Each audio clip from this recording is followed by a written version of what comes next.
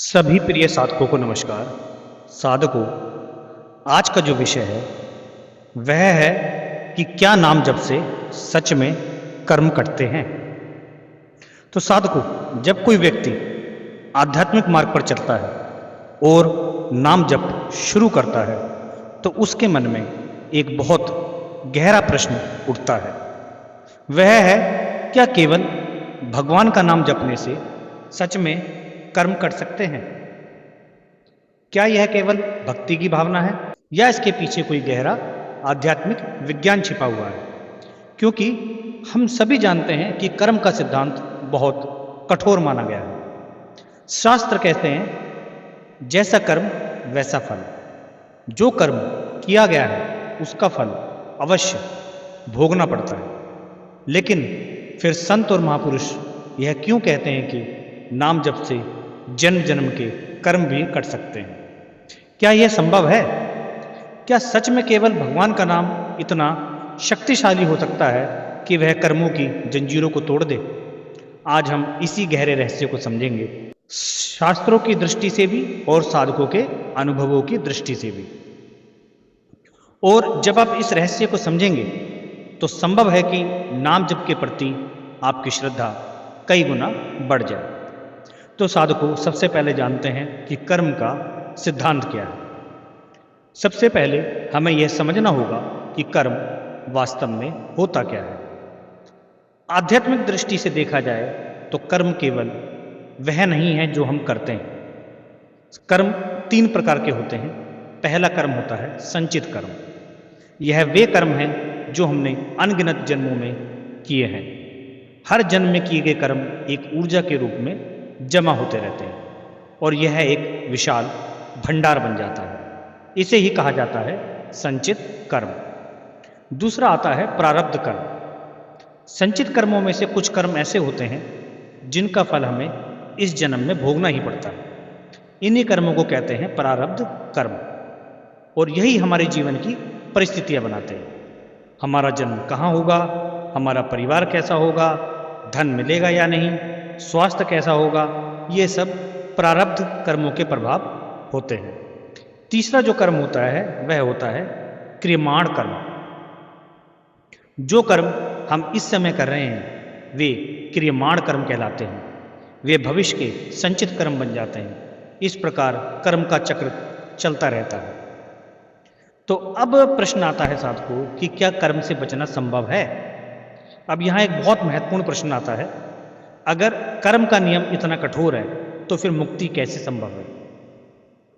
क्योंकि अगर हर कर्म का फल भोगना ही पड़े तो यह चक्र कभी खत्म नहीं होगा। इसलिए शास्त्रों ने कुछ ऐसे मार्ग बताए हैं जो कर्म के प्रभाव को बदल सकते हैं, जैसे भक्ति, ध्यान, साधना और सबसे सरल मार्ग नाम जप। अब कलयुग में जो है साधकों, नाम जप की बहुत महिमा है। कहा जाता है कि हर युग में ईश्वर तक पहुंचने का मार्ग अलग होता है। सतयुग में ध्यान, त्रेता युग में यज्ञ और द्वापर में पूजा। लेकिन कलयुग में सबसे सरल मार्ग बताया गया है भगवान का नाम। भक्ति ग्रंथों में कहा गया है, कलयुग केवल नाम आधार, अर्थात इस युग में केवल नाम ही सहारा है। लेकिन प्रश्न फिर वही है, क्या केवल नाम जपने से सच में कर्म कर सकते हैं? तो साधकों, यहाँ मैं आपको बताऊंगा कुछ संतों के अनुभव। भारत की संत परंपरा में कई ऐसे महापुरुष हुए हैं जिन्होंने नाम जप की शक्ति को अनुभव किया, जैसे संत तुकाराम जी, संत नामदेव जी, संत कबीर जी, चैतन्य महाप्रभु जी। इन सभी संतों ने कहा कि नाम में स्वयं ईश्वर की शक्ति होती है और जब कोई व्यक्ति सच्चे भाव से नाम जपता है तो वह केवल शब्द नहीं बोल रहा होता, वह ईश्वर की चेतना से जुड़ रहा होता है और यही जुड़ाव धीरे धीरे कर्मों की जंजीरों को कमजोर करने लगता है। साधकों, नाम जो है वह केवल शब्द नहीं है। बहुत लोग सोचते हैं कि नाम जप केवल शब्दों की पुनरावृत्ति है, लेकिन आध्यात्मिक दृष्टि से यह सही नहीं है। भगवान का नाम केवल ध्वनि नहीं है, वह एक चेतन ऊर्जा है। जब कोई व्यक्ति श्रद्धा और भक्ति से नाम जप करता है तो वह ऊर्जा उसके भीतर प्रवेश करने लगती है और यही ऊर्जा धीरे धीरे मन को शुद्ध करती है, संस्कारों को बदलती है और कर्मों की शक्ति को कमजोर करती है। आपको एक उदाहरण देता हूँ। मान लीजिए आपके ऊपर बहुत सारा अंधकार है और अगर आप अंधकार को हटाने की कोशिश करेंगे तो शायद बहुत समय लगेगा, लेकिन अगर आप एक दीपक जला दें तो अंधकार स्वयं हटने लगता है। ठीक उसी प्रकार नाम जप प्रकाश की तरह है और कर्मों के संस्कार अंधकार की तरह। जब नाम का प्रकाश बढ़ता है तो कर्मों का अंधकार धीरे धीरे मिटने लगता है। तो साधकों, अभी तक हमने समझा कि कर्म क्या होते हैं, उनके प्रकार क्या हैं और क्यों कहा जाता है कि कलयुग में नाम जप सबसे सरल साधन है। लेकिन अब सबसे महत्वपूर्ण प्रश्न आता है कि आखिर नाम जप से कर्म कटते कैसे हैं? क्या भगवान का नाम कोई ऐसा दिव्य अग्नि है जो कर्मों को जला देता है, या यह केवल एक प्रतीकात्मक बात है? इस प्रश्न का उत्तर समझने के लिए हमें मन और संस्कारों के रहस्य को समझना होगा। तो सबसे पहले जानते हैं कि कर्म वास्तव में रहते कहाँ हैं। अधिकतर लोग सोचते हैं कि कर्म कहीं बाहर लिखे हुए होते हैं, जैसे किसी अदृश्य किताब में, लेकिन आध्यात्मिक दृष्टि से ऐसा नहीं है। कर्म वास्तव में हमारे चित्त और संस्कारों में संग्रहित होते हैं। हर कर्म, हर विचार, हर भावना हमारे भीतर एक संस्कार छोड़ देती है और यही संस्कार आगे चलकर हमारे जीवन की परिस्थितियां बनाते हैं। इसलिए कहा जाता है कि मन ही बंधन का कारण है और मन ही मुक्ति का कारण है। अब नाम जप मन को कैसे बदलता है? तो साधकों, जब कोई व्यक्ति लगातार नाम जप करता है तो धीरे धीरे उसके मन की दिशा बदलने लगती है। पहले मन संसार की ओर भागता है, इच्छाओं की ओर भागता है, क्रोध की ओर, अहंकार की ओर, लेकिन जब नाम जप बढ़ता है तो मन धीरे धीरे ईश्वर की ओर मुड़ने लगता है। और यही परिवर्तन बहुत महत्वपूर्ण है, क्योंकि कर्मों की शक्ति मन के माध्यम से ही चलती है और जब मन बदलता है तो कर्मों का प्रभाव भी बदलने लगता है। नाम जप एक आध्यात्मिक अग्नि है। शास्त्रों में एक बहुत सुंदर उपमा दी गई है। कहा गया है कि सच्चा नाम जप एक आध्यात्मिक अग्नि की तरह होता है। जिस प्रकार अग्नि में डाली हुई वस्तु धीरे धीरे जल जाती है, ठीक उसी प्रकार नाम जप की अग्नि में कर्मों के संस्कार धीरे धीरे जलने लगते हैं। लेकिन यहाँ एक रहस्य है, यह प्रक्रिया तुरंत नहीं होती, यह बहुत धीरे धीरे होती है, क्योंकि कर्मों का भंडार बहुत विशाल होता है। तो साधकों, अब एक प्रश्न फिर आता है कि क्यों कुछ लोगों का जीवन अचानक बदल जाता है। आपने शायद ऐसे लोगों के बारे में सुना होगा जो पहले बहुत परेशानियों में थे, लेकिन जब उन्होंने भक्ति और नाम जप शुरू किया तो धीरे धीरे उनका जीवन बदलने लगा। कुछ लोगों के जीवन में तो इतना बड़ा परिवर्तन आता है कि लोग आश्चर्य करने लगते हैं कि यह परिवर्तन कैसे होता है।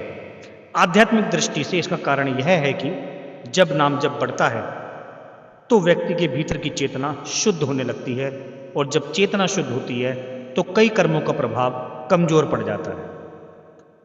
अब जानते हैं क्या सभी कर्म कर सकते हैं? यहाँ एक बहुत महत्वपूर्ण बात समझना आवश्यक है। शास्त्रों के अनुसार सभी कर्म तुरंत नहीं करते। कर्म 3 प्रकार के होते हैं: संचित, प्रारब्ध और क्रियमाण।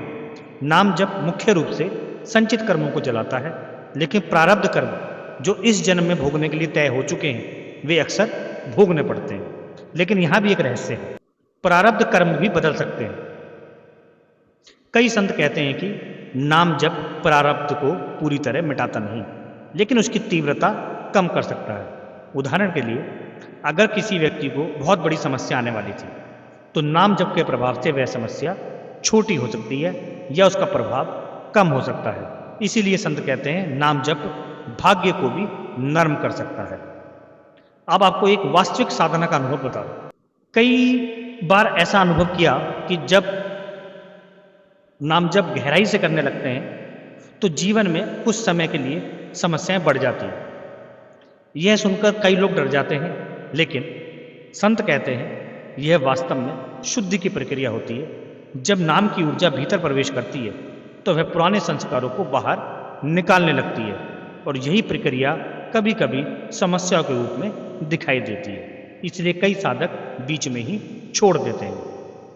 जब साधना के शुरुआती समय में कठिनाइयां आती हैं तो कई लोग सोचते हैं शायद यह मार्ग सही नहीं है और वे नाम जप छोड़ देते हैं। लेकिन जो साधक धैर्य रखते हैं और नाम जप जारी रखते हैं, उनके जीवन में धीरे धीरे अद्भुत परिवर्तन होने लगते हैं। अब नाम जप केवल कर्म नहीं काटता साधक, यहाँ एक बहुत गहरा रहस्य है। नाम जप केवल कर्मों को नहीं बदलता, वह साधक की चेतना को बदल देता है। और जब चेतना बदल जाती है तो व्यक्ति का जीवन भी बदल जाता है। अगर कोई व्यक्ति केवल कर्म काटने के लिए नाम जप करता है तो वह भक्ति का छोटा उद्देश्य है। लेकिन अगर कोई व्यक्ति प्रेम और समर्पण से नाम जप करता है तो धीरे धीरे वह उस अवस्था तक पहुंच सकता है जहां उसे कर्म बांध नहीं पाते, और यही अवस्था कहलाती है मुक्ति। तो साधकों, अब तक हमने समझा कि नाम जप केवल शब्दों की पुनरावृत्ति नहीं है, बल्कि वह एक दिव्य चेतना से जुड़ने का माध्यम है। हमने यह भी समझा कि नाम जप धीरे धीरे संचित कर्मों को जलाने लगता है और प्रारब्ध कर्मों की तीव्रता को कम कर सकता है। लेकिन अब प्रश्न आता है, क्या हर प्रकार का नाम जप कर्मों को जला सकता है या फिर इसके लिए कुछ विशेष रहस्य भी है? तो साधकों, संतों ने कहा है कि नाम जप तभी प्रभावी होता है जब उसमें 3 तत्व उपस्थित हों। नाम जप की 3 शक्तियां आपको बता रहा हूं। संतों के अनुसार सच्चे नाम जप में 3 शक्तियां होती हैं। पहली शक्ति होती है श्रद्धा। अगर कोई व्यक्ति केवल औपचारिक रूप से नाम जप करता है तो उसका प्रभाव सीमित होता है। लेकिन जब नाम जप में गहरी श्रद्धा होती है तो वही नाम जप एक साधारण ध्वनि से बदलकर आध्यात्मिक शक्ति बन जाता है। श्रद्धा वह द्वार है जिससे दिव्य ऊर्जा साधक के भीतर प्रवेश करती है। दूसरी शक्ति होती है निरंतरता। नाम जप का दूसरा रहस्य है निरंतरता। बहुत लोग कुछ दिनों तक नाम जप करते हैं फिर छोड़ देते हैं, लेकिन संतों ने कहा है कि नाम की शक्ति तब जागती है जब वह जीवन का हिस्सा बन जाता है। जब नाम जप लगातार होता है तो वह धीरे धीरे मन के गहरे स्तरों तक पहुंचने लगता है और वहीं पर कर्मों के संस्कार छिपे होते हैं। तीसरी शक्ति होती है समर्पण। तीसरा और सबसे गहरा तत्व है समर्पण। जब कोई साधक भगवान के नाम में पूरी तरह डूब जाता है और अपने अहंकार को छोड़ देता है तो उस अवस्था में नाम जप केवल साधना नहीं रह जाता, वह ईश्वर से मिलन का मार्ग बन जाता है। तो साधकों, नाम जप के दौरान मिलने वाले कुछ रहस्यमय संकेत हैं जो मैं आपको बता रहा हूँ। कई साधकों ने अपने अनुभव में बताया कि जब नाम जप गहरा होने लगता है तो कुछ विशेष संकेत दिखाई देने लगते हैं। ये संकेत हर साधक में समान नहीं होते, लेकिन अक्सर इनमें से कुछ अनुभव होने लगते हैं, जैसे शरीर में हल्का कंपन होना, ध्यान के समय दिव्य सुगंध आना, आंखों के सामने प्रकाश दिखाई देना, मन का अचानक शांत हो जाना, बिना कारण आनंद महसूस होना। यह संकेत इस बात के प्रतीक होते हैं कि नाम की ऊर्जा भीतर काम कर रही है। अब यहाँ पर एक गलती जो ज़्यादातर साधक करते हैं, अब यहाँ एक बहुत महत्वपूर्ण बात समझना आवश्यक है कि अधिकतर लोग नाम जप करते समय एक गलती कर देते हैं। वे नाम जप तो करते हैं लेकिन उनका मन पूरी तरह संसार में लगा रहता है। नाम जप करते समय मोबाइल देखते हैं, इधर उधर सोचते हैं, जल्दी खत्म करने की कोशिश करते हैं। इस तरह किया गया नाम जप भी लाभ देता है, लेकिन उसकी शक्ति सीमित रहती है। संत कहते हैं एकाग्रता के साथ किया गया नाम जप 1000 बिखरे हुए नाम जप से अधिक शक्तिशाली होता है। तो साधकों, अब आपको बताता हूँ नाम जप का अंतिम रहस्य। अब इस विषय का सबसे गहरा रहस्य समझते हैं। जब कोई साधक लंबे समय तक नाम जप करता है तो धीरे धीरे उसके भीतर एक परिवर्तन होने लगता है। पहले वह नाम जपता है, लेकिन धीरे धीरे एक समय ऐसा आता है जब नाम स्वयं जपने लगता है। इस अवस्था को संत कहते हैं अजपा जप। इस अवस्था में नाम साधक के मन में स्वतः चलता रहता है और यही अवस्था है जहाँ साधक का मन लगभग कर्मों के प्रभाव से मुक्त होने लगता है। इसलिए संत नाम जप को सबसे सरल मार्ग कहते हैं। अब आध्यात्मिक मार्ग में कई कठिन साधनाएं बताई गई हैं, कठोर तपस्या, लंबे ध्यान, कठिन योग साधना, लेकिन हर व्यक्ति के लिए मार्ग संभव नहीं होते।